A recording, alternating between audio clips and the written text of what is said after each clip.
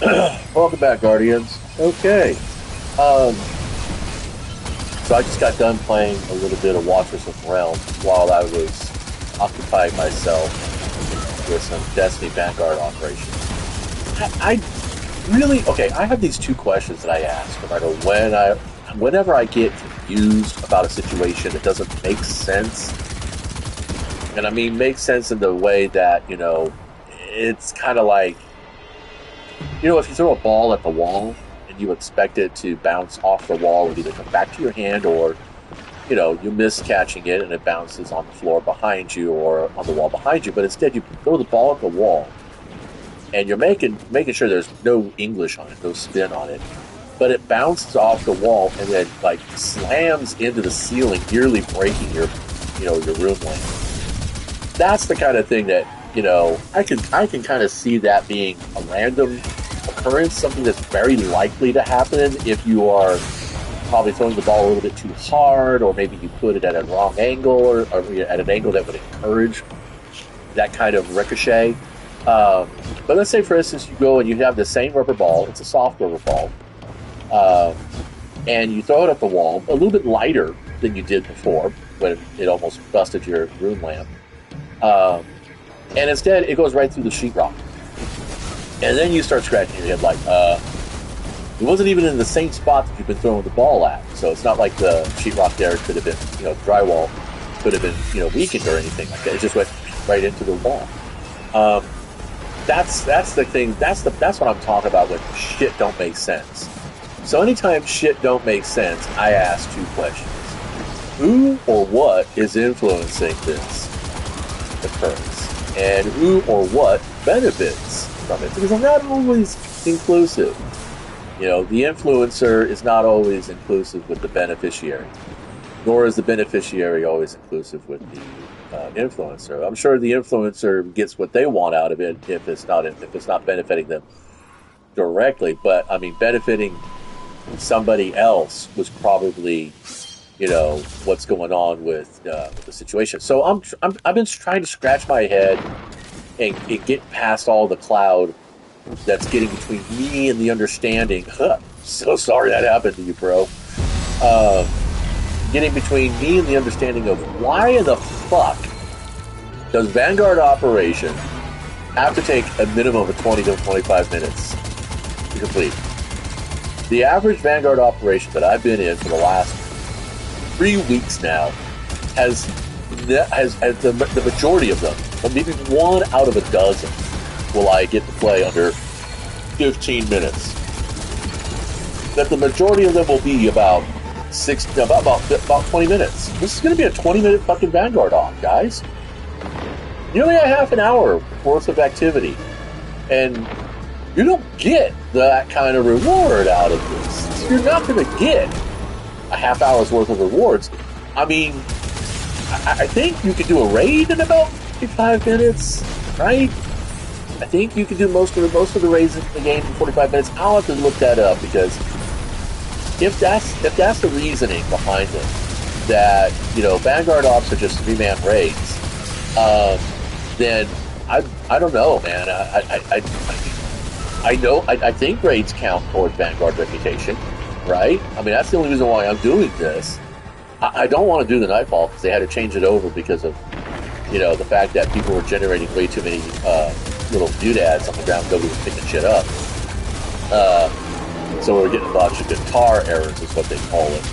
And I'm like, yeah, I'm not doing Birthplace of File or the Throne World. I'm not doing any of the Throne World fucking Vanguard ops as a fucking Nightfall anymore. I tried them and sucked. They were literally a half hour fucking thing. And I can remember back, I hate to say this, it sound like that sound like that gamer. But I remember in a Nightfall, if you played a Nightfall for longer than 15, 20 minutes, you started losing points. Now it's kind of like they want you to fucking spend forever in the Nightfall. I don't know. I mean, are they suffering in numbers when it comes to the raids? Is that why they keep ramping up these Vanguard ops? These things are supposed to be 12-minute fucking activities. I mean, fuck, I can go to Crucible, and just about every match mode in Crucible is 12 minutes or less. And if I get lucky and happen to want to play Crucible on the week that there's mayhem, you could play that for like I think it's 8 or 9 minutes. But maybe that's the thing, because Bungie is the ones influencing the playtime in this game. They're the ones putting the lobbies together. I know offense. To optimize their length of 19 minutes, man. Never miscommunicate or separate from each other. And really, it's going to be 20 minutes because I don't think I envy you. I hate people who do this I like shit. human company. It's really 20 minutes, even though the clock stopped at 1850. It's really 20 minutes because let's go fucking around in here, waiting for a 30-second fucking mission end countdown. So, is Bungie trying to get players to play just PvP? Because you don't need as many resources for PvP, as I understand it. You're not having to load an entire world's worth of fucking assets for PvP. You're basically the area that we were just in right now. And I'm not doing this because I like the way you guys played. I'm doing this because I want my fucking rewards for Hawthorne. Actually, you know what? Let's see. What was I playing with? I bet I was playing with PC and Xbox, wasn't I? Yeah. Okay. Yeah. They dipped, of course. It was a fire team. Yeah. Whatever. I'm over it.